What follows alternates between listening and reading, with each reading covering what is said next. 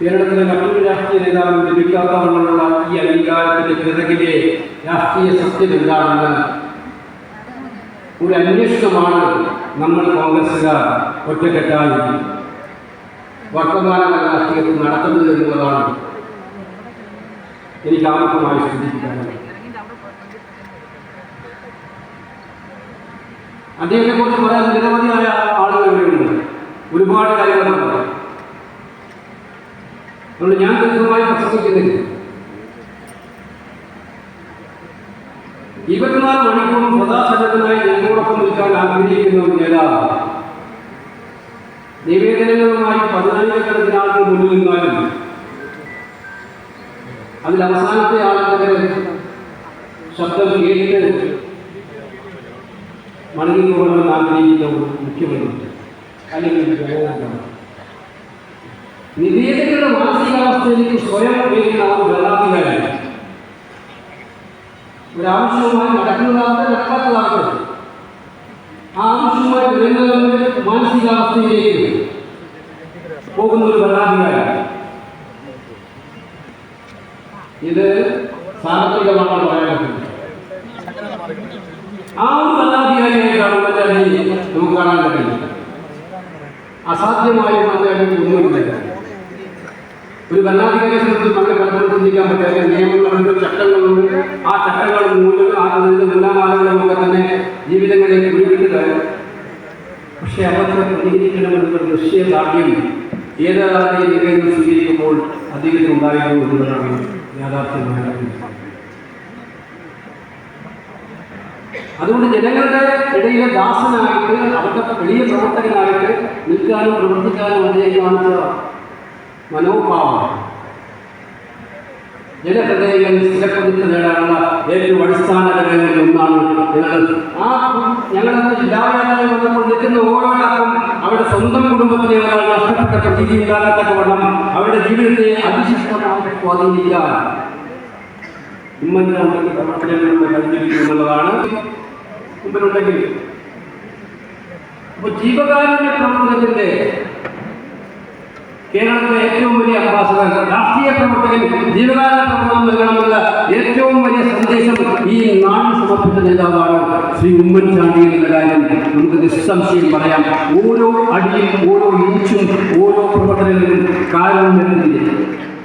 ഈ കാരുണ്യ സ്കീമും popular implant സ്കീമും അടക്കമുള്ള നിരവധിയായ പദ്ധതികൾ ഒരുപാട് പോകുന്ന അവസ്ഥ ഉണ്ടായെന്ന് പറഞ്ഞു. അത്ഭുത പ്രതിഭാസം, ഒരിക്കലും കാണാത്ത പ്രതിഭാസം, സുനാമി. മുഖ്യമന്ത്രിയുടെ പോണു അടിയന്തരമായി ആരാധനയിൽ പോകുന്നു പ്രധാനപ്പെട്ട മണ്ഡലങ്ങൾ അനാഥാരത്തിൽ മുന്നണി എന്ന് തിരുവനന്തപുരം വിളിക്കുന്നുണ്ട്. ക്യാബിനറ്റ് ഭാഗമാണ്. 15 ദിവസക്കാലമാണ് ഇവിടെ തൊട്ടേ രാവിലെ 9 മണിക്ക് ക്യാബിനറ്റ് 10 മണി വരെ ക്യാബിനറ്റ്, എല്ലാ ദിവസവും ക്യാബിനറ്റ്. ഇങ്ങനെ ക്യാബിനറ്റ് കാരണം അന്ന് വരെ ഇല്ലാത്ത പ്രതിഭാസമായിരുന്നു സുനാമി. കഷ്ടപ്പെട്ടവർക്ക് വേദനിക്കുന്നവർക്ക് സഹായം എത്തിക്കാൻ എല്ലാ നിയമങ്ങളും തടസ്സമായി നിൽക്കുകയാണ്. അതിൻ്റെ ഓർമ്മ ചെയ്യണമെങ്കിൽ ക്യാബിനറ്റ് ഡിസിഷൻ വേണം. എല്ലാ ദിവസവും ക്യാബിനറ്റ്. ഇത് നമുക്ക് വിസ്മരിക്കുന്നു. ഒരു ഭരണാധികാരി ചുവപ്പ് നാടിൻ്റെ കുരുക്കുകൾ അടിക്കാനും ഏതക്കം വരെയും പോകാൻ തയ്യാറാണെന്ന് നിശ്ചയദാർഢ്യം കാണിക്കുന്ന ഉമ്മൻചാണ്ടിയെ ആ നാടുകളെ കണ്ടു. ഒരുപാട് ക്രൈസിസ് മാനേജ്മെന്റുമാരായി വരാറുണ്ട്. പക്ഷേ ഉമ്മൻചാണ്ടിയുടെ ക്രൈസിസ് മാനേജ്മെന്റ് ഹൃദയത്തിൽ നിന്നും ഉണ്ടായി ഉടലെടുത്ത ജനഹൃദയങ്ങളിൽ എപ്പോഴും നിൽക്കാവുന്നതുമായിരുന്നു എന്നുള്ളതാണ് അനുഭവത്തിലൂടെ മനസ്സിലാക്കുന്നത്. ഭരണാധികാരി എന്ന നിലയിൽ ഉമ്മൻചാണ്ടി ഏറ്റവും മികച്ച ഭരണാധികാരിയായിരുന്നു. അസാധ്യമായി ഒന്നുമില്ല എന്ന് കണ്ട് അതെല്ലാം പരിഹരിക്കുന്നു. കേരളത്തിലെ ഉണ്ടാക്കിയ നേട്ടങ്ങൾ രാഷ്ട്രീയ പ്രവർത്തകർ കോൺഗ്രസ്സുകാരുടെ അടിയുറച്ച ഭാരത് ജോഡോ യാത്ര ഞാൻ ഫോട്ടോ പ്രദർശനത്തിൽ കണ്ടു. ആ ചിത്രം പലപ്പോഴും അദ്ദേഹം നടക്കാൻ അദ്ദേഹത്തിന് വയ്യായിരുന്നു. സത്യം പറഞ്ഞു രാഹുൽജി അദ്ദേഹത്തിന് പറഞ്ഞു നിങ്ങൾ നടക്കരുത്. ആ ചിത്രത്തിൻ്റെ ഫോട്ടോ തരാണ്ടാകാൻ രാഹുൽജി വിലക്കുന്ന ചിത്രമാണ് ആ ഫോട്ടോ. ഉമ്മൻചാണ്ടി സമ്മതിക്കുന്നില്ല എന്ന് മറുഭാഗം പറയുന്നത് എനിക്ക് നടക്കണം. അധികം നടന്നു. അവസാനം എനിക്ക് മുന്നോട്ട് പോകാൻ പറ്റാത്ത അവസ്ഥ ഞങ്ങളെല്ലാവരും നിർബന്ധിച്ച് കാലത്താക്കി. കോൺഗ്രസിന്റെ പരിപാടി ജീവൻ ഉന്നയിക്കുകയുള്ള അവിടെ ഞാൻ ഉണ്ടാകണമെന്നില്ല, അതെന്റെ ആരോഗ്യത്തെ പറഞ്ഞു അവിടെ ഞാൻ ഉണ്ടാകണമെന്നില്ല ഒരു കോൺഗ്രസ്സുകാരൻ ഏറ്റവും മികച്ച ആഗ്രഹപ്പെടുന്നു. അടിമുതലുള്ള കോൺഗ്രസ്സുകാരൻ ഉമ്മൻചാണ്ടി അനുസ്മരിക്കുമ്പോൾ കോൺഗ്രസ്സുകാരൻ എന്ന് പറയുന്നത് KPC പ്രസിഡന്റ് മുഴുവൻ നേതാക്കന്മാരുണ്ട്. നേരത്തെ മാധ്യമപ്രവർത്തകർ കല്ലറയിൽ പോയി തിരിച്ചു വന്നപ്പോൾ ഉപയോഗിച്ചു. വിഴിഞ്ഞം പോർട്ടിന്റെ ഉദ്ഘാടനത്തിൽ ഉമ്മൻചാണ്ടി വിളിച്ചില്ല, ഉമ്മൻചാണ്ടിയുടെ പേര് വിസ്തരിച്ചില്ല മുഖ്യമന്ത്രി.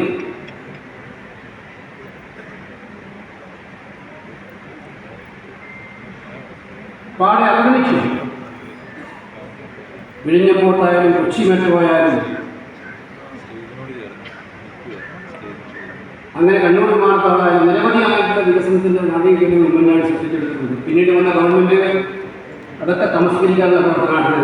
അത് അവരുടെ മാനസികാവസ്ഥയുടെ ലക്ഷണമാണ്. അവർ സ്വയം അവകാശരാണ് തോന്നുന്നു. അപ്പൊ അവരെന്നോട് ചോദ്യം ചോദിച്ചു ഒരു മാധ്യമ പ്രവർത്തകർ, നിങ്ങളധികാരത്തിൽ വന്നാൽ ഈ നടത്തിയ അവഗണനയ്ക്കെതിരായിട്ടുള്ള തീരുമാനം എടുക്കുമോ എന്ന് ചോദിച്ചു. കേരളത്തിലെ ഓരോ കോൺഗ്രസ്സുകാരുടെയും മനസ്സിൽ വരുന്ന ചോദ്യമാണ്. ഉമ്മൻചാണ്ടിയെ ഇതുപോലെ കോൺഗ്രസ് നേതാക്കന്മാരുടെ സംഭാവനകളെ പ്രത്യേകിച്ച് ഉമ്മൻചാണ്ടി അനുസ്മരിക്കുന്ന ദിവസം തീർത്തും തമസ്കരിക്കാൻ മനഃപൂർവ്വം ശ്രമിക്കുന്ന ഒരു ഭരണകൂടമുണ്ടെങ്കിൽ നിങ്ങളുടെ അധികാരത്തിൽ വന്നാൽ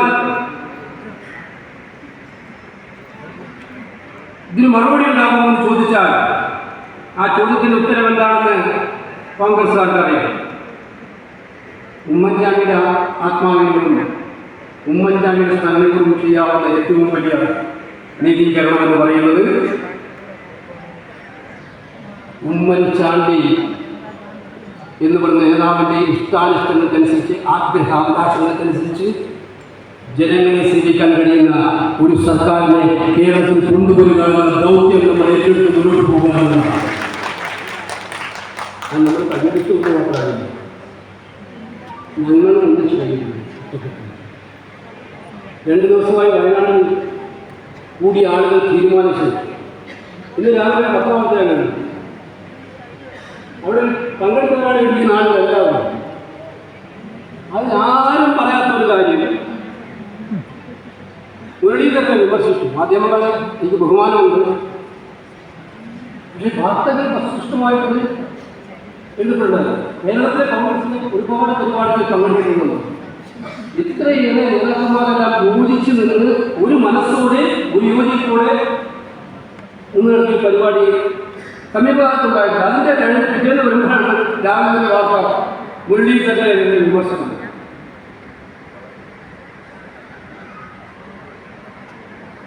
ഇന്നലെ വേറൊരു ചാനൽ ചർച്ച ചെയ്തെന്ന് കേട്ടു. KPC പ്രസിഡന്റ് പ്രതിപക്ഷ നേതാവിന്റെ വാക്ക് തട്ടുക. വേറെ ചാനൽ ചർച്ച ചെയ്യുക. ഇത് മാധ്യമങ്ങളെ മാത്രം കുറ്റപ്പെടുന്നത് അർത്ഥമില്ല. ഇത്തരം വാർത്തകൾ, ഇല്ലാത്ത വാർത്തകൾ എത്തിച്ചു കൊടുക്കാൻ താല്പര്യമുള്ള കുബുദ്ധികളായ ചില ആളുകൾ നമ്മുടെ ഇടയിലുണ്ടെങ്കിൽ അത് അവർ അവസാനിപ്പിക്കുന്നതാണ് നല്ലത് എന്ന് ഞാനിവിടെ ഈ ഉമ്മൻചാണ്ടി അനുസരിക്കുന്ന രീതിയാണെന്നും പറയുകയാണ്.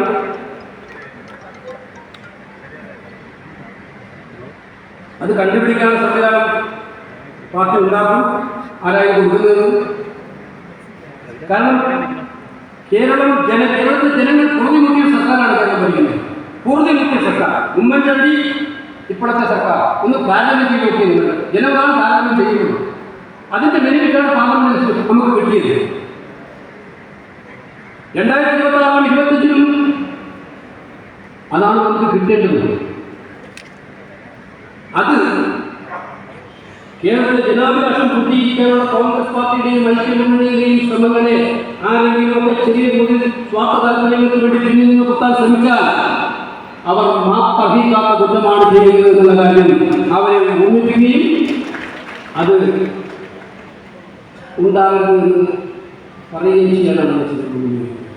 നമ്മളതുകൊണ്ട് കോൺഗ്രസ്സുകാർ ഉമ്മൻചാണ്ടിയെ സ്മരിക്കുന്ന 1-ാം വാർഷികത്തിൻ്റെ പ്രതിജ്ഞ ഉമ്മൻചാണ്ടിയെ അപമാനിക്കുന്ന, കോൺഗ്രസ് നേതാക്കളെ അപമാനിക്കുന്ന, കേരളത്തിലെ ജനങ്ങളെ വെല്ലുവിളിക്കുന്ന ഒരു സർക്കാരിൽ മോചനം നേടാൻ വേണ്ടി ഒരേ മനസ്സോടെ ഒറ്റക്കെട്ടായി ഒരു ചിന്തയോടെ ഒരു പ്രവൃത്തി കൊണ്ടെത്തുന്ന ബൂത്ത് മുതൽ സംസ്ഥാന തലം വരെയുള്ള കോൺഗ്രസ് നേതാക്കന്മാരുടെ നില കെട്ടിപ്പടുക്കുക എന്നുള്ളതാണ്. അതിലേക്ക് മാത്രം പോകാറുള്ളതാണ്. അതാണ് ഈ ദിവസം നമ്മൾ എടുക്കാവുന്ന ഉമ്മൻചാണ്ടി ചെയ്യാവുന്ന ഏറ്റവും വലിയ പ്രതിജ്ഞയാണ്. രണ്ടാമത്തെ കാര്യം നമ്മൾ പറഞ്ഞു, ഉമ്മൻചാണ്ടിയെ ഓർമ്മിക്കുമ്പോൾ ബൂത്ത് കമ്മിറ്റി പ്രസിഡന്റായിട്ട് ബൂത്ത് കമ്മിറ്റി യോഗം കൂടിയാൽ ആ ബൂത്തിലെ വീടുകളിൽ എത്ര പേർ അസുഖബാധിതരാണ്,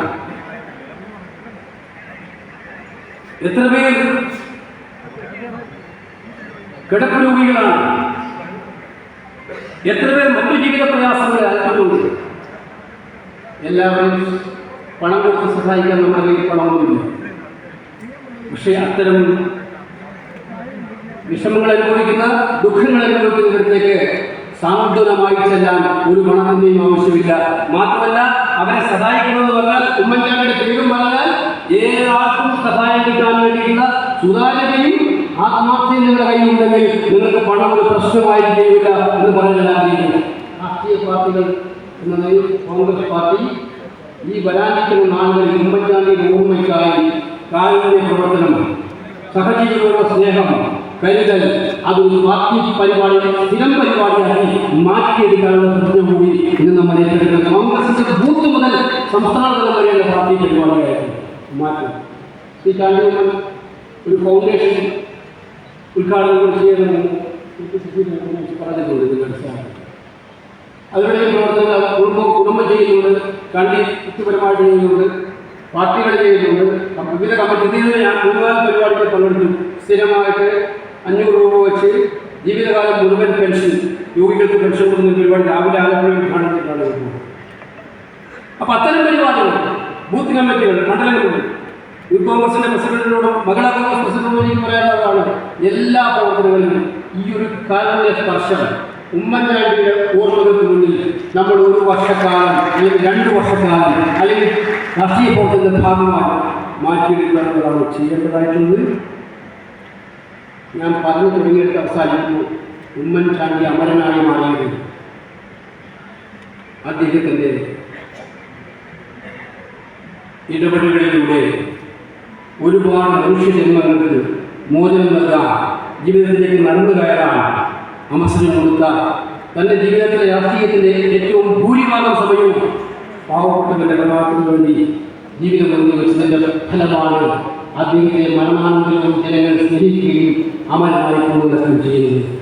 നമ്മളെ ബൂത്ത് പ്രസിഡന്റാവട്ടെ, ഞാനാകട്ടെ, നിങ്ങളാകട്ടെ, രാഷ്ട്രീയ പ്രവർത്തന ലക്ഷ്യം ഉമ്മൻചാണ്ടിയെ പോലെ മരിച്ചാലും അറിയപ്പെടുന്നവരാകാൻ ശ്രമിക്കുക. സ്വന്തം പ്രവർത്തനത്തിലൂടെ ഇന്ന് മാത്രം സൂചിപ്പിച്ചുകൊണ്ട് ഫൗണ്ടേഷന്റെ ഉദ്ഘാടനം നിർവഹിച്ചുകൊണ്ട് ഉദ്ഘാടനം ചെയ്യുന്നു. നമസ്കാരം. ജയ്.